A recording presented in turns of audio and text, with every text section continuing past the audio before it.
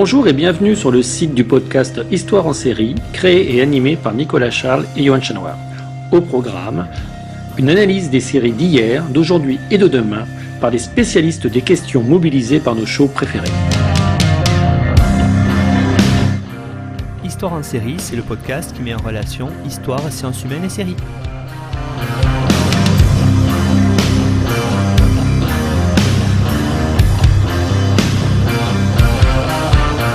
Bonjour à tous, bienvenue dans l'Histoire en série où aujourd'hui je reçois Julie Rodriguez-Lade. Bonjour Julie.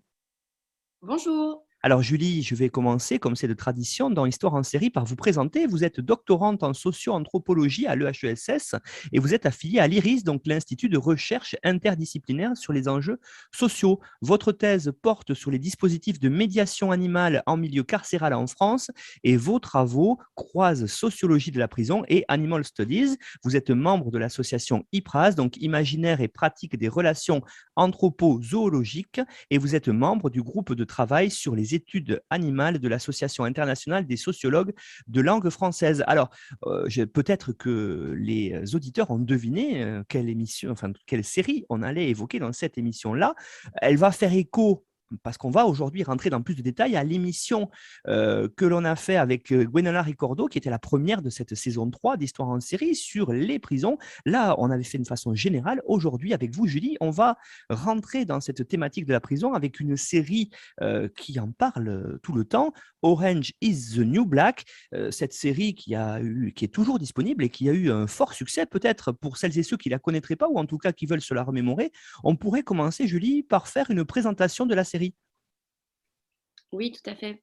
Merci pour votre invitation. Alors, moi, je vais parler de Orange is the New Black. C'est une série américaine qui a été créée par Jenji Kohan et qui est diffusée sur Netflix, pour ne pas le nommer, toujours diffusée aujourd'hui, et qui a été diffusée donc, entre 2013 et 2019. C'est la 3e production originale de Netflix.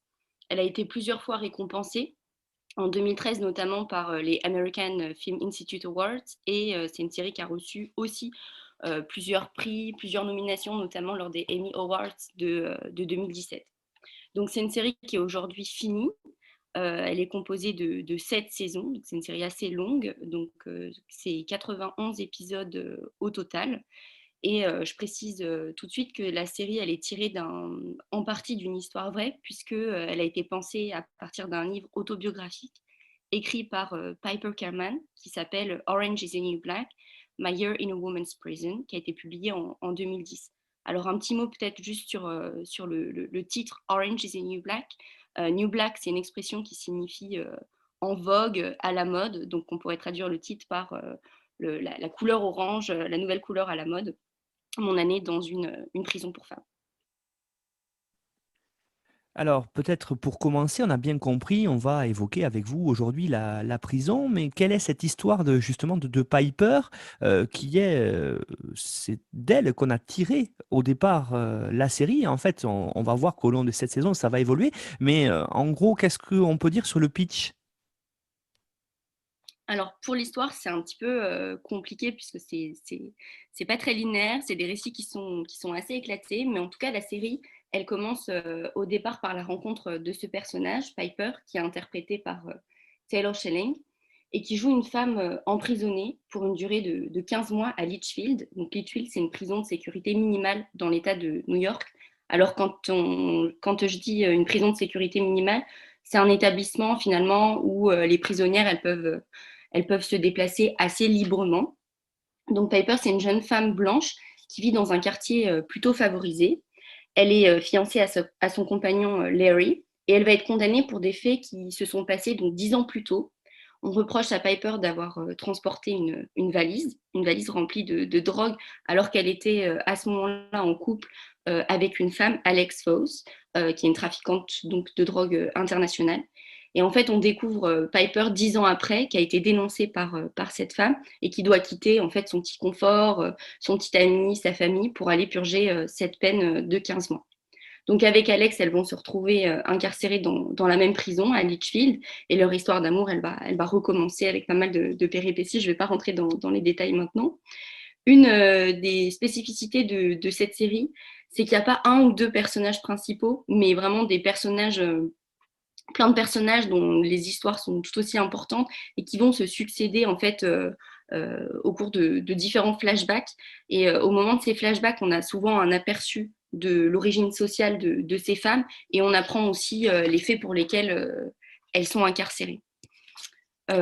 Les premiers épisodes, en fait, ils sont assez centrés sur l'arrivée de Piper en prison, avec donc la découverte, ou je devrais plutôt parler de choc du milieu carcéral. Donc c'est un peu la douche froide pour Piper, qui sort d'un certain confort de vie pour intégrer la prison et qui va subir ses premières humiliations, comme on peut le voir notamment avec Red. Donc c'est le personnage qui est un peu la cuisinière en chef de la prison. Donc on découvre en même temps que Piper un peu le fonctionnement de Litchfield, sa répartition entre différents groupes, notamment en fonction de leur origine raciale. Donc on le verra, hein, mais il y a d'un côté les femmes afro-américaines, de l'autre les femmes sud-américaines ou encore les femmes blanches, pour citer que quelques clans qui cohabitent à Litchfield. Bon, voilà. Il y a aussi des histoires de trafic. Je ne vais pas rentrer dans les détails là tout de suite. Au fil des épisodes et des saisons, en tout cas, on voit que la prison, elle change de fonctionnement. On passe d'une prison un peu autogérée, enfin en tout cas avec les prisonnières qui sont très actives dans la gestion des tâches quotidiennes, à une prison en fait qui va être privatisée. Donc j'en parlerai ensuite. Mais le changement, il est initié au départ par un personnage qui est Nathalie Figueroa, qui est surnommée Fig, et qui va en fait détourner de l'argent public et laisser les conditions de détention à Litchfield se détériorer. Et en fait, très vite, les conditions se détériorent, il y a de nouvelles personnes détenues qui arrivent et on est vite confronté à de la surpopulation carcérale. Donc là, on va avoir des tensions qui s'accumulent jusqu'à escalader à un point un peu crucial dans la série, à savoir le meurtre d'un personnage qui va être étouffé par un surveillant lors d'une manifestation pacifique. Et en fait, c'est au cours de cette manifestation où les prisonnières, elles demandaient la démission d'un surveillant, Piscatella, dont je vais reparler. La colère, elle monte petit à petit et les prisonnières, elles prennent vraiment les commandes de la prison et au passage quelques surveillants en otage. Et donc là, on est déjà, je dirais, à la 5e, 6e saison. Et donc, c'est le moment de l'émeute. Malgré les négociations entre les différentes parties, donc à la fois les prisonnières, mais aussi du côté de l'administration en fait, pénitentiaire, ça va passer par la résolution, elle va passer par beaucoup de violence. Il y a des renforts en fait, qui vont débarquer en prison, qui sont extrêmement armés, qui reçoivent l'ordre de vider la prison. Et en fait, il va avoir un peu ce qu'on appelle familièrement une bavure avec l'accident, la mort accidentelle de Piscatella. En fait, c'est ses collègues qui le tuent et il va falloir déguiser ce meurtre pour faire porter le chapeau à une coupable idéale qui va servir en fait de bouc émissaire pour la suite, qui est le personnage de Tasha Jefferson, euh, dont je reparlerai probablement ensuite. Et en fait, après, donc les prisonnières, elles sont transférées dans une autre prison, qui est cette fois-ci une prison de sécurité maximale, à l'inverse de la première prison de Litchfield, qui va se diviser en... Voilà, il y aura des nouveaux clans cette fois-ci, avec des sœurs ennemies qui tiennent la prison depuis plusieurs années. Et en fait, on va voir dans la dernière saison comment on essaye de faire tomber certains personnages, comment d'autres, notamment Piper, est libérée, etc. Voilà pour les grandes lignes. Julie, les séries en tout cas sur les prisons, qui ont pour cadre les prisons, c'est quelque chose dans ces années 2000-2010 qui ont été à la mode, hein. On pense aussi à Prison Break, par exemple. Donc, c'est en fait, on se rend compte quand on les étudie, on va le voir ensemble, que finalement, même si le milieu est clos, il y a énormément de choses à dire. Alors, peut-être pour commencer à rentrer en détail dans ce qu'on va aborder aujourd'hui, vous avez choisi d'aborder Orange is the New Black par quel thème? Alors, ça n'a pas été évident, hein, parce que c'est quand même une série qui est extrêmement riche, où on peut dire beaucoup de choses, en tout cas d'un point de vue sociologique. j'ai décidé de parler, bon, d'abord de souligner le fait que c'était une série qui prenne pour objet vraiment les femmes en prison, ce qui est assez rare, comme vous l'avez dit, en fait, dans la culture cinématographique. Elles sont plutôt oubliées, en tout cas des films et des séries sur la prison. Et ce constat, en fait, c'est aussi le cas, on pourrait dire que les femmes, elles sont aussi les grandes oubliées du système carcéral en général. Bon, déjà, elles sont très minoritaires, hein. Pour les chiffres français, elles représentent seulement 3,3% de la population carcérale en 2021. Donc déjà, ce qu'il faut noter de cette série, c'est la représentation des femmes, donc qui met en scène vraiment cette population, comme je disais, qui est souvent très invisibilisée. Et comme l'a dit, donc là je cite Hélène Broda, qui est maîtresse de conférences en sciences de l'information et de la communication, qui dit au sujet de Orange is the New Black que c'est une série qui a réussi à présenter une pluralité d'identités féminines à l'opposé de l'image de la femme essentialisée. Et donc, moi, je pense que ce qui contribue aussi à cette mise en scène en fait, de cette pluralité, c'est aussi le magnifique jeu en fait, des actrices qui incarnent des trajectoires multiples qu'on peut rencontrer en fait, quand on fait du terrain en prison.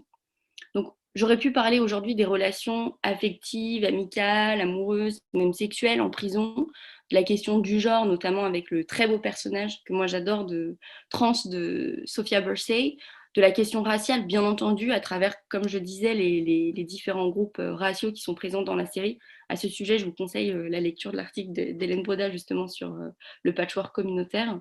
Euh, Bon, voilà, la liste elle est encore longue des sujets que j'aurais pu aborder, mais je vais me concentrer sur la privatisation de la prison qu'on voit arriver avec MCC et le racisme comme quelque chose d'inhérent en fait à l'institution carcérale, avec un personnage et l'histoire dramatique de Poussey justement. Et enfin, ce sera l'occasion pour moi de parler un petit peu de mon travail de thèse, puisque je vais aborder la présence des animaux dans le milieu carcéral.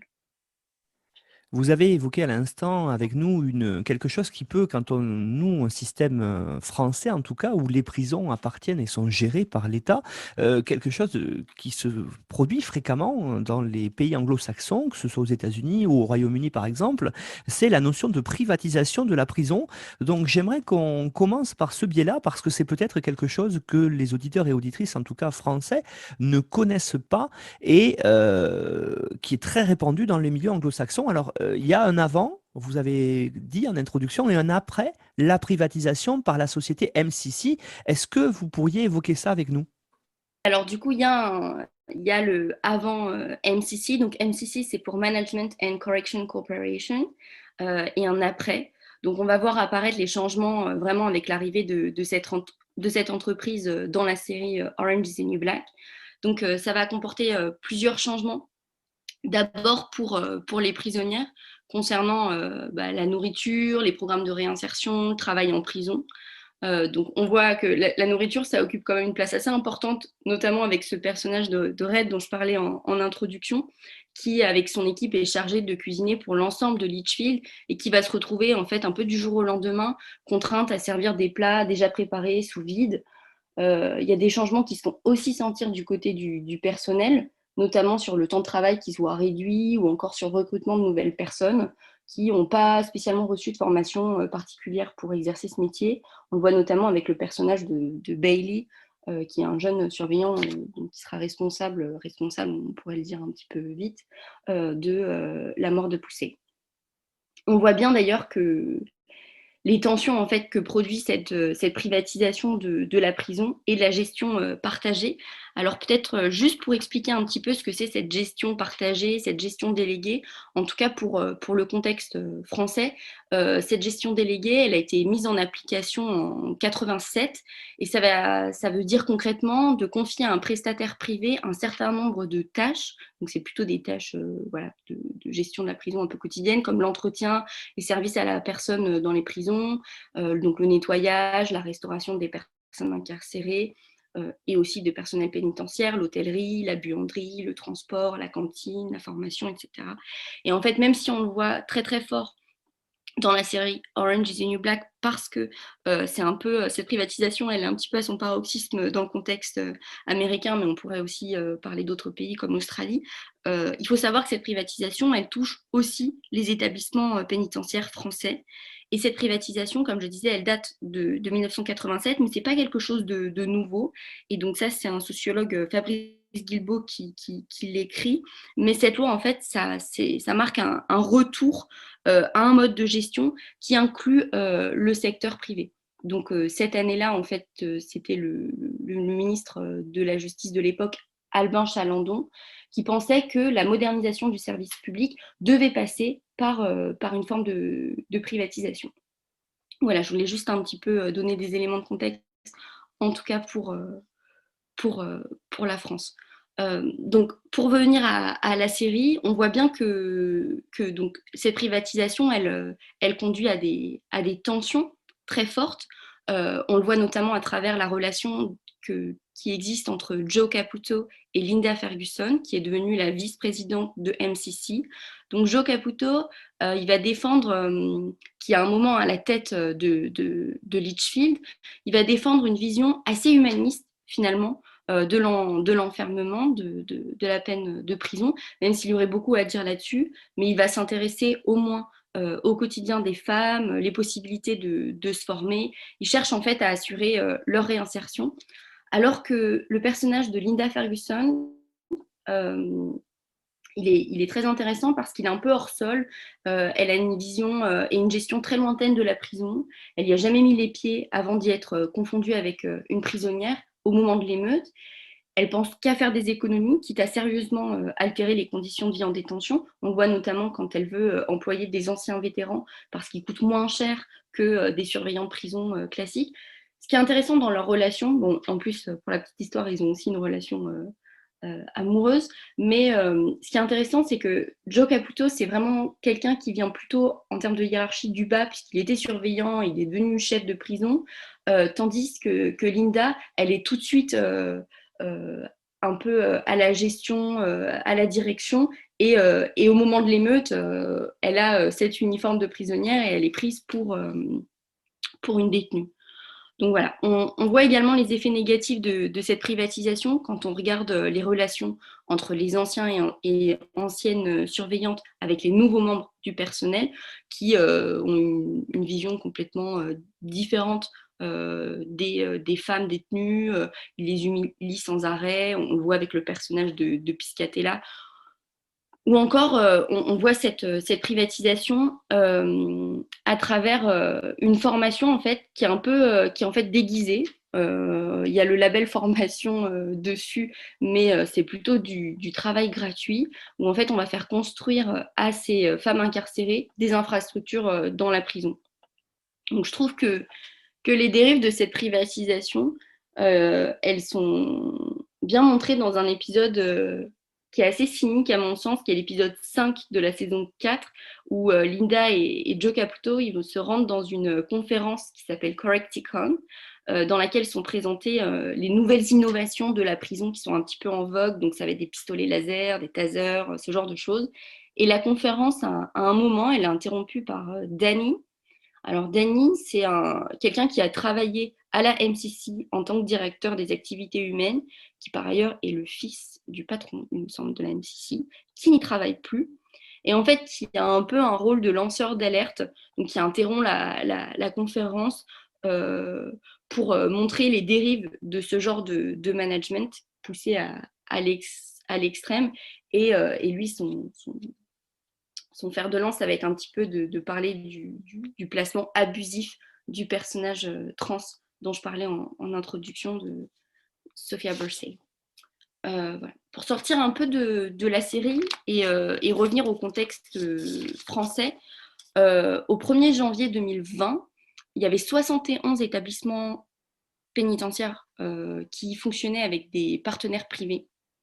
Et donc là, j'avais envie de vous faire entendre la voix d'un prisonnier avec lequel moi je me suis entretenue, qui s'appelle David. Et donc je vais le citer. Je vous lis un petit extrait d'entretien. C'est un business, la prison, autant sur le plan juridique que sur le plan pénal. Des grandes sociétés comme L'Oréal, Stockholm On a des contrats de travail avec des bulletins de salaire où on paye plein de choses, mais on a le droit à rien. D'ailleurs, les prisons sont gérées dans cette région par la Sodexo. C'est des voleurs. On paye une boîte de maïs 4 euros. Si on calcule les bénéfices, eh ben, elle coûte cher la qualité. Mais j'essaie de garder une certaine dignité, mais pour en arriver là, on est exploité. C'est pas l'administration pénitentiaire le pire. Donc là, je lui demande, mais qu'est-ce que c'est le pire?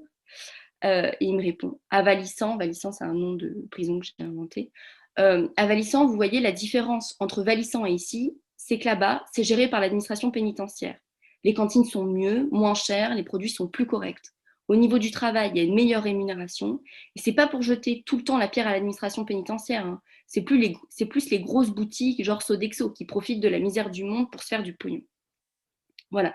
Bon, je voulais juste, avec cette citation, un peu montrer que ce qu'on voit dans la série, qui est vraiment voilà, à son paroxysme aux États-Unis, c'est aussi des choses qui existent dans les prisons françaises. Et en 2020, d'ailleurs, pour donner un peu une idée, il y aurait 323 millions d'euros qui ont été budgétés pour être versés à des entreprises comme Sodexo, Gepsa, IDEX, voilà, au titre des contrats de marché. Voilà une thématique, Julie, c'est vrai qu'on a peut-être du mal, en tout cas, à connaître en France, puisque c'est vrai, comme je le disais en introduction, ne travaillant pas sur cette thématique-là, on pense que c'est surtout la privatisation dans les milieux carcéraux anglo-saxons, comme en Australie, en Angleterre ou alors aux États-Unis. Vous nous montrez bien que cela arrive aussi en France. Donc, on est sur un système finalement où on peut reconnaître des choses à travers la série et ça, c'est très intéressant. Alors, j'ai une deuxième question. Vous avez évoqué tout à l'heure, hein, en introduction, l'idée qu'on ne peut pas tout traiter, mais je pense que ici, peut-être, on pourrait évoquer ensemble la question du racisme parce que c'est quelque chose de très, très présent dans cette série-là et on le voit bien, le système carcéral dans Orange is the New Black est très raciste. Oui, tout à fait. Alors, bon, le racisme, ça fait partie intégrante du système carcéral tout court, quel que soit le contexte national. Dans la série, moi, j'ai décidé de vous parler de Pussy Washington, qui est un personnage qui m'a fait beaucoup pleurer et qui est interprété par la magnifique Samira Wiley. Mais j'aurais pu parler d'autres personnages, hein, Tasha Jefferson notamment.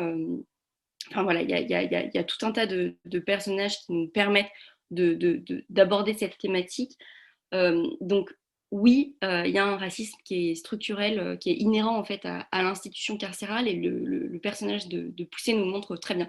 Alors je la décris un petit peu pour que les personnes qui connaissent peut-être pas ce personnage ou plus bien l'aient un petit peu en tête. Donc Poussé Washington, c'est une jeune femme noire de 23 à 24 ans quand on la découvre incarcérée à Litchfield. C'est plutôt une détenue sans histoire. Elle travaille à la bibliothèque de la prison. Elle est plutôt, elle évite, on va dire, les situations conflictuelles. Elle est très proche donc d'un autre personnage, Tasha Jefferson, que je viens d'évoquer, dont on découvre en fait qu'elle a des sentiments amoureux pour elle qui ne sont pas réciproques. Poussée, elle est plutôt décrite comme un personnage cultivé, qui parle plusieurs langues, l'anglais, l'allemand, le français. Donc là déjà, ça va un peu à l'encontre des a priori qu'on peut avoir sur une jeune femme noire incarcérée dans un contexte états-unien. Et donc on va découvrir au cours d'un de ces flashbacks, donc qui est un procédé qui est utilisé par la série pour nous faire découvrir un peu le background social de chaque personnage, qu'elle est la fille d'un militaire. Donc à l'occasion parce qu'elle est la fille de ce militaire-là, elle va vivre en Allemagne. Et lors de son séjour en Europe, elle rencontre la fille d'un commandant allemand dont elle va tomber amoureuse. Et en fait, Lydie l'amoureuse, elle va être découverte par ce commandant allemand. Il va renvoyer le père de Poussée aux États-Unis, il va y mettre fin, etc. Et de retour aux États-Unis, on connaît en fait les raisons pour lesquelles elle a été incarcérée. C'est un délit assez mineur. Elle avait quelques grammes d'herbe sur elle, et ce qui lui a valu au final des années de prison et peut-être sa vie. Donc Poussée Washington, comme d'autres personnages, je trouve qu'elle montre bien ce racisme un peu systémique. Déjà parce que c'est une infraction mineure pour laquelle elle est incarcérée, elle y passe beaucoup de temps, et je pense que c'est pas pour rien que c'est aussi ce personnage-là qui a été assassiné. Donc, à en voir la diversité ethnique qui est présente dans la série, les personnes, on voit qu'il y a des personnes racisées qui sont très présentes. Et donc, cette surreprésentation des personnes racisées dans les prisons américaines et françaises, c'est aussi une réalité. Donc, il y a un socio-anthropologue qui s'appelle Loïc Vacan, qui est rattaché à l'université de Berkeley en Californie, qui parle, lui, d'une ethno-racialisation de la prison. Donc, c'est l'idée que les prisons, elles deviennent des ghettos, les ghettos des prisons. Et donc, pour faire cette hypothèse, lui, il s'appuie sur des statistiques ethniques qui sont possibles dans le contexte américain. Je le spécifie parce qu'elles sont très compliquées dans le contexte français. Donc, il s'appuie sur des statistiques ethniques américaines qui expliquent qu'entre 1985 et 1995, le taux d'incarcération des Afro-Américains a doublé. Donc, en 2017, sur 2,3 millions de personnes incarcérées aux États-Unis, 37% sont des personnes noires, suivies de près d'ailleurs par des personnes sud-américaines. Si les statistiques ethniques sont principalement interdites en France, donc il existe quand même quelques chiffres sur la situation française. Au 1er avril 2020, donc 65 000 personnes incarcérées, et sur ces 65 000 personnes incarcérées, 23,5% sont des hommes et des femmes qui n'ont pas la nationalité française, alors que dans la population générale, on compte que 7% d'étrangers. Donc, j'ai fait un peu ce détour par les statistiques, juste pour, pas parce que je suis fan de statistiques, mais simplement pour comprendre un peu mieux qui sont les personnes incarcérées. Et donc, je l'ai dit en introduction, c'est principalement des hommes. Et donc là, je vais paraphraser les propos d'un sociologue de la prison qui s'appelle Philippe Combessy, qui dit en fait, voilà, c'est des hommes qui sont principalement jeunes, avec peu de ressources, des liens familiaux souvent qui sont très distendus, issus de milieux sociaux modestes, qui sont sans emploi au moment de l'incarcération, très souvent, avec un niveau scolaire inférieur à la moyenne, de nationalité française, mais dont la proportion d'étrangers est non négligeable. Voilà. Et donc, ces considérations, ça me fait penser aussi à un autre livre que moi j'ai beaucoup aimé, et je recommande vraiment cette lecture, qui est un livre de Jackie Wang, qui est chercheuse à la Harvard University, et qui a en fait c'est un ensemble d'essais, c'est un recueil d'essais qui est intitulé Capitalisme carcéral. Et en fait, dans ce livre, elle va vraiment décrire assez finement les mécanismes qui poussent à avoir justement cette surreprésentation des personnes racisées en prison. Et elle parle notamment des algorithmes. En fait, elle dit voilà, que le fonctionnement raciste, il est même avant la phase de l'incarcération. Il est au moment de la police notamment. Donc, elle va parler des algorithmes qu'utilise la police et qui vont prédire qui vont être les prochains délinquants, donc voilà, quelle race, quel âge, quel quartier, etc. Et en fait, évidemment, ces algorithmes sont un petit peu truqués. Elle va décrire l'endettement des populations les plus défavorisées qui amènent à une incarcération massive et qui vont servir ensuite de main-d'œuvre pour faire tourner cette grosse machine qu'est la prison. Et pour reprendre des termes d'Angela Davis, qui est aussi chercheuse et militante abolitionniste, pour parler du complexe industrialo-carcéral.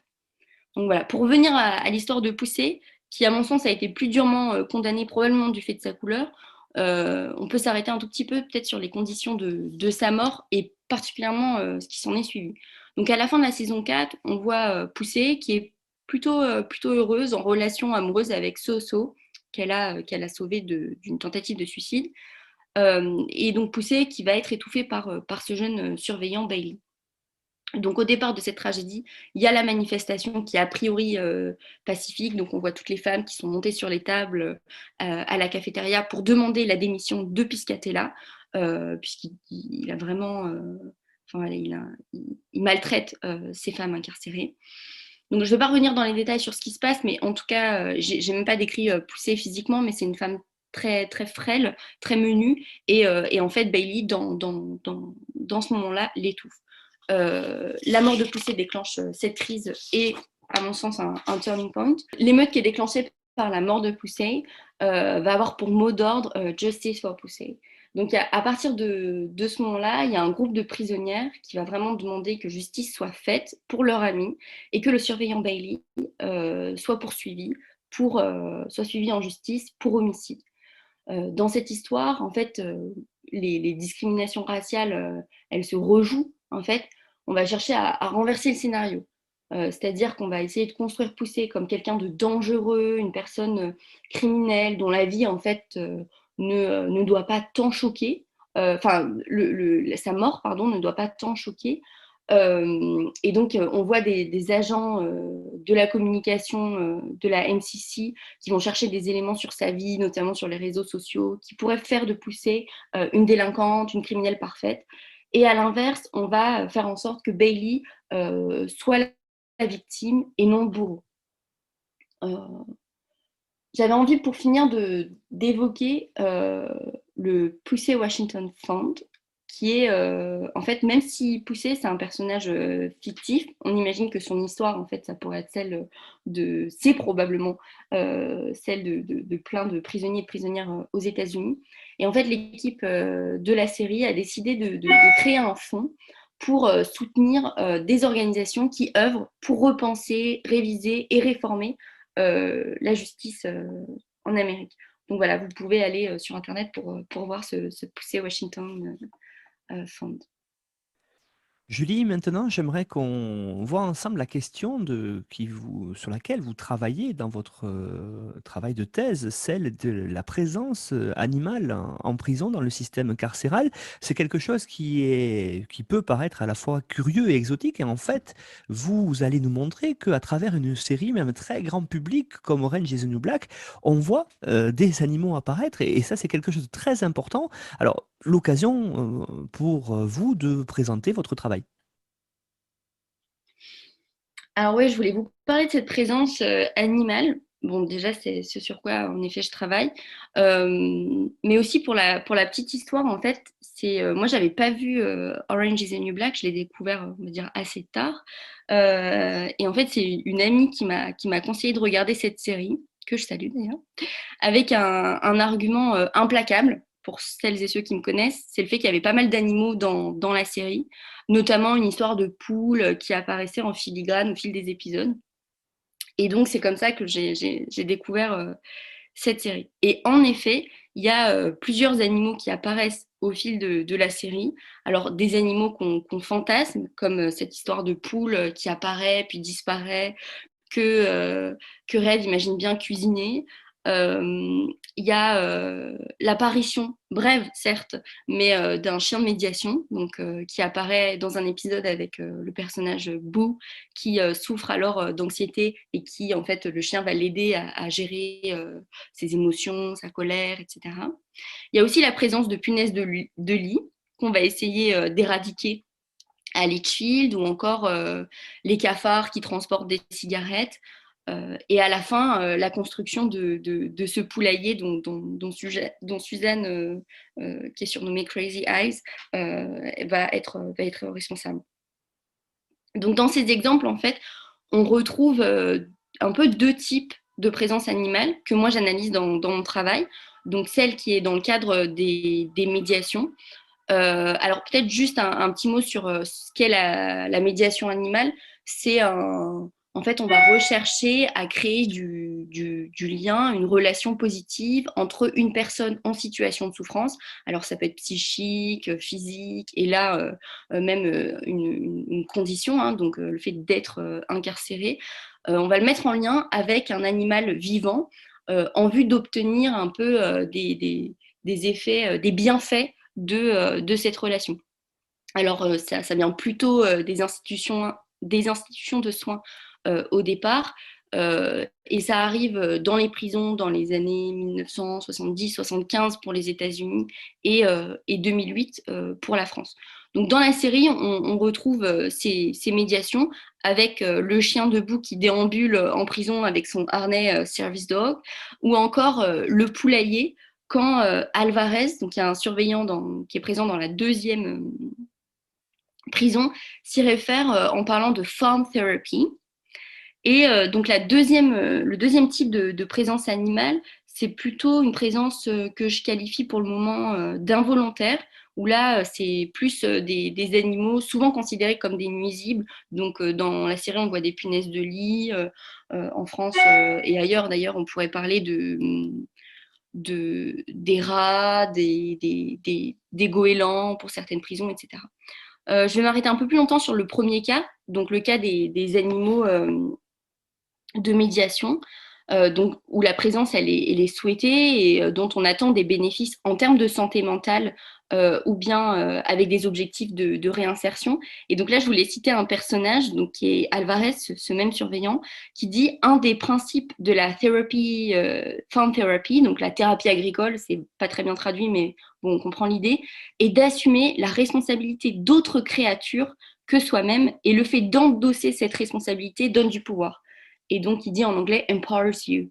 Il y a vraiment cette idée de prendre soin d'un autre être que soi, qui est plus vulnérable parce que c'est un animal, parce qu'il est plus petit, etc., donne du pouvoir. Et on voit bien avec le personnage de Suzanne, à un moment, Alvarez, il lui donne le titre de mère de ce poulailler, et elle dit, voilà, les responsabilités, avec les responsabilités, ça change, etc. Et on voit en fait son ego voilà, reboosté, il y a vraiment une revalorisation de soi qui est assez forte. Pour le deuxième type de présence, qui est plutôt involontaire, donc l'exemple des cafards typiquement qui transportent des cigarettes, c'est un peu différent puisque c'est nuisible, ils sont en quelque sorte aussi domestiqués pour passer des petits objets d'une cellule à une autre. Alors moi j'ai rencontré ça aussi sur mon terrain, hein, des domestications voilà, un petit peu sauvages comme ça, d'animaux qui sont présents au départ, qui ne sont pas souhaités et qui deviennent vraiment des compagnons de cellule. Donc je pense à des oiseaux notamment. Voilà. C'était intéressant de voir en tout cas que la série faisait référence à ces types de présence animale, et en même temps c'est pas très étonnant parce que les programmes de médiation aux États-Unis sont quand même largement répandus, donc je pense que c'est vraiment rentré dans l'imaginaire un peu collectif, quoi. Et aux États-Unis c'est plutôt soit des programmes qui visent à éduquer ou rééduquer des chiens en vue de leur adoption, ou encore des programmes thérapeutiques. Donc là on le voit avec Suzanne. Voilà, finalement, je trouve que c'était un bon aperçu de ce que sont ces médiations animales en prison et des questions que ça soulève pour les définir. En fait, est-ce que c'est des programmes plutôt thérapeutiques? Est-ce que c'est des programmes de réinsertion? Probablement à mi-chemin entre les deux.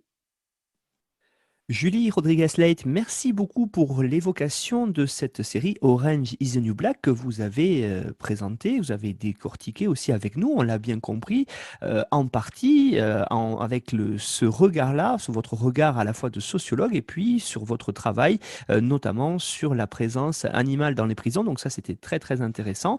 Vous avez fourni, pour celles et ceux qui voudraient aller plus loin sur toutes les thématiques abordées, notamment la privatisation des prisons, mais aussi le racisme en prison, une bibliographie indicative que l'on retrouve sur la page de présentation de l'émission sur notre site internet histoireensérie.com.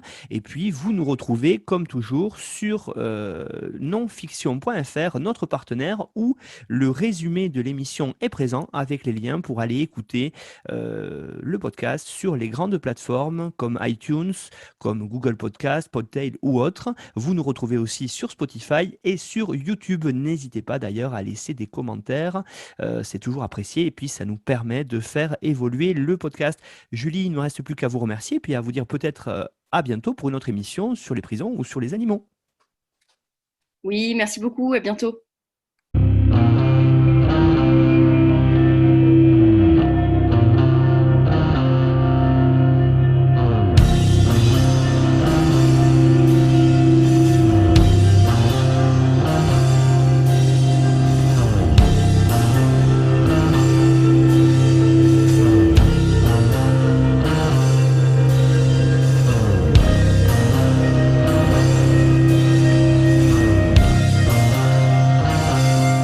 Retrouvez-nous sur Twitter @Histoire en série pour connaître le programme à venir ainsi que des conseils bibliographiques.